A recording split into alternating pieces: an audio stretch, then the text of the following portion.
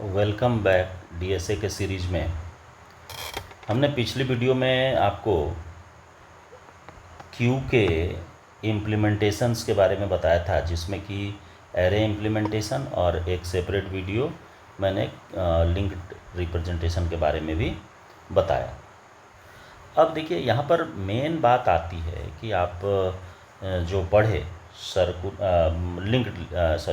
Linked representation of Q, तो उस case में आपको एक सॉल्यूशन तो मिला जो कि एरे में एरर के रूप में जनरेट हो रहा था।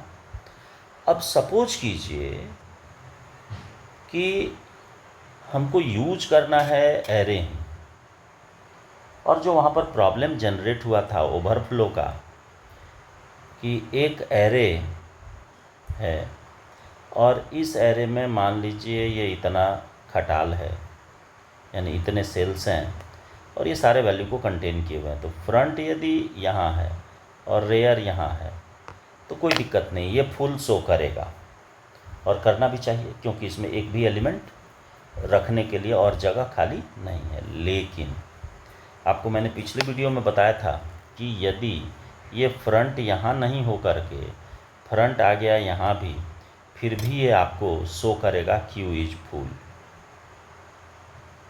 करेगा ना, क्योंकि रेयर रिस्पॉन्सिबल है इंसर्शन के लिए और रेयर ही मैक्स -1 पर है, तो स्वाभाविक है कि क्यू इज फुल ये मैसेज आपको आना ही है। तो इसका सॉल्यूशन क्या है? तो देखिए, मैं आपको एक साधारण सा चीज़ बताता हूँ, देन टाइप पर आऊँगा तो आपको ज़्यादा समझ में आएगी बात। तो देखिए, इसका दो सॉल्यूशन है। एक पहला है कि शिफ्टिंग ऑफ वैल्यूज, कि जो वैल्यू है उसको शिफ्ट कर दें, यानी कि इसके वैल्यू को उठा करके यहाँ ला दें, इसका वैल्यू यहाँ ला दें और इसका वैल्यू यहाँ ला दें, देन फ्रंट यहाँ आ जाएगा और रेयर जो है ये यहाँ से हट करके अब आ जाएगा कहाँ? तो जो पहला वैल्यू जहाँ आया तो रेयर यहाँ, अब इसके पीछे जगह खाली हो गया इंसर्ट करने के लिए। तो ये जो प्रोसेस करेंगे तो इसको शिफ्टिंग कहेंगे। तो शिफ्टिंग में समय ज़्यादा लगता है, क्योंकि एक सेपरेट प्रोसेस हो जाएगा शिफ्टिंग का। और दूसरा इसका तरीका है जिसको कि हम लोग कहते हैं सर्कुलर क्यू। तो सर्कुलर क्यू क्या है? ये शिफ्टिंग का एक नया रूप है, सॉरी शिफ्टिंग नहीं कहेंगे, माने अरेंजमेंट का एक नया रूप है। ये अरेंजमेंट क्या है? जैसे देखिए, आप अभी तक जो लेकर के चल रहे थे तो ये फ्लैट लेकर के चल रहे थे, और ये क्या होगा? सर्कल के शेप में आ जाएगा, ऐसे आ गया है? अब देखिए, तो यहाँ पर ऐसे जितने भी खटाल बनेंगे, सेल बनेंगे, वो इस फॉर्म में रहेगा। अब जैसे फ्रंट यहाँ आ गया, रेयर यहाँ है, तो क्या दिक्कत है? आगे बढ़ते जाएगा, इंसर्ट करेगा, फिर फ्रंट इधर शिफ्ट करेगा, देन ये इस फॉर्म में आगे बढ़ते रहेगा।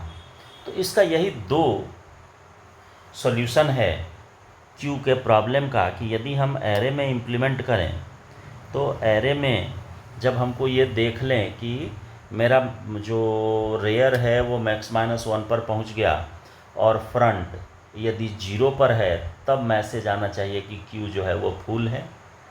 लेकिन यदि फ्रंट मेरा 0 पर नहीं है और रेयर मैक्स -1 पर पहुंच गया, तो रेयर को सेट कर देंगे 0 पर। तो 0 पर सेट करेंगे तो इस तरीके से आपका जो प्रॉब्लम जनरेट हो रहा था वो आसानी से सोल्यूशन आपका मिल जाएगा। तो दोनों में अंतर देखिए क्या होगा, कि जैसे मान लीजिए यहाँ एंडिंग है, हाँ, ये वाला पोर्शन, फ्रंट मेरा स्टार्टिंग यहाँ से था, या इंसर्शन मेरा यहाँ से, यानी इसका इंडेक्स 0 1 2 3 4 5 6 इस तरीके से रखे हुए हैं।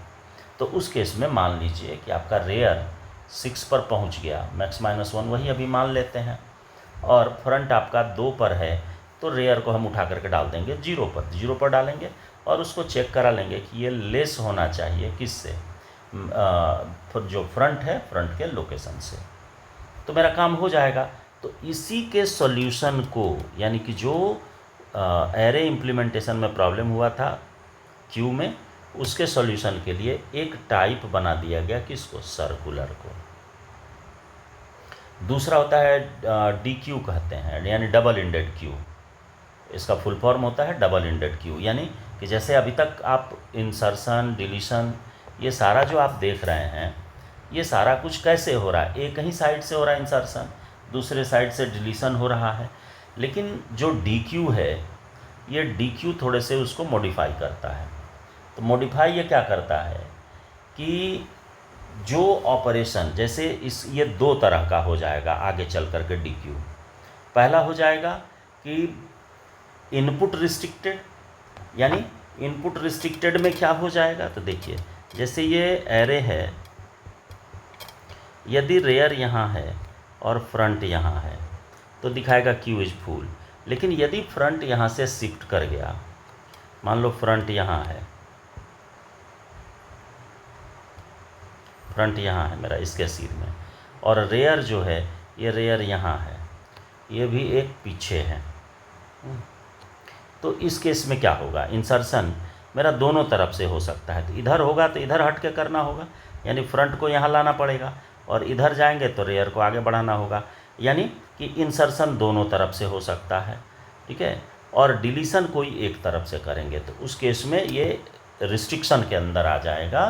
तो यहाँ पर दो तरह का आपको मिलेगा डी क्यू। पहला हो जाएगा कि इनपुट रिस्ट्रिक्टेड, यानी इनपुट एक तरफ से, डिलीशन दोनों तरफ से, और एक हो जाएगा आउटपुट रिस्ट्रिक्टेड, यानी कि आउटपुट रिस्ट्रिक्टेड में जस्ट इसका अपोजिट कर दीजिए, इंसर्शन दोनों साइड से और आउटपुट सिंगल साइड से होगा। तो और इसके बाद जो नेक्स्ट है, थर्ड है, वो प्रायोरिटी क्यू है।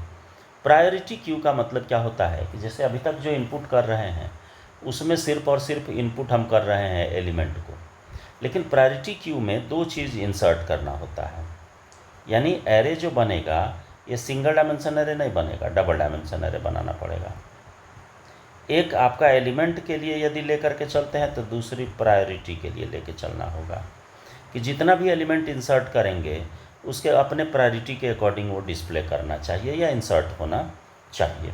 तो एक में आपका एलिमेंट आ जाएगा और एक में प्रायोरिटी उसकी आ जाएगी कि उस एलिमेंट की प्रायोरिटी क्या है, तो प्रायोरिटी के बेसिस पर हम उसको एडजस्ट कर सकते हैं। तो ये हो गया प्रायोरिटी क्यू के बारे में। ये सारा टॉपिक है, मैं वन बाय वन सारे को डिस्क्राइब करूँगा। इसके बाद है आपका कि मल्टीपल क्यू। मल्टीपल क्यू में क्या कहता है कि जैसे कभी कभी हम लोग का होता क्या है कि हम लोग लंबा क्यू बना लेते हैं, क्यू का साइज़ बहुत बड़ा हो जाता है, और हम यदि एक तरफ से इधर से स्टार्ट करते हैं तो उस केस में क्या होता है कि कुछ दूर आते आते आपका काम ख़त्म हो जाता है। यानी कि ऑपरेशन में सारे एलिमेंट के लिए लोकेशन को एलोकेट करना कोई ज़रूरी नहीं पड़ रहा है, और हमको एक नए क्यू की आवश्यकता पड़ती है, तो हम लोग क्या करते हैं, एक नया क्यू ही जनरेट कर देते हैं। तो कहा कि जो नया क्यू बनाएंगे तो उससे ज़्यादा बेटर है कि जो ऑलरेडी एग्जिस्ट कर रहा है क्यू, इसी को हम दो पार्ट में बांट लेंगे, यानी एक को इधर से एक को इधर से यूज करेंगे। तो आसानी से आप इंसर्ट भी कर सकते हैं। तो ये कहलाया, आपको क्या कहलाया कि जो क्यू है मेरा वो क्या है कि मल्टीपल क्यू के रूप में आ जाएगा, यानी चौथा इसका टाइप है। तो ये चार टाइप्स के आपको होते हैं कौन, आपका क्यू। कौन कौन, फिर से एक बार मैं बता दे रहा हूँ। पहला हो गया सर्कुलर क्यू, दूसरा हो गया डी क्यू। डी क्यू का मीनिंग होता है double ended Q. Double ended Q का दो टाइप हो जाएगा, इनपुट रिस्ट्रिक्टेड और आउटपुट रिस्ट्रिक्टेड। इसके बाद है प्रायोरिटी क्यू। प्रायोरिटी क्यू का मतलब हो गया कि each and every element can have a priority, और उस प्रायोरिटी के अकॉर्डिंग ही एलिमेंट क्या होगा, इंसर्ट होता है जाकर के क्यू में।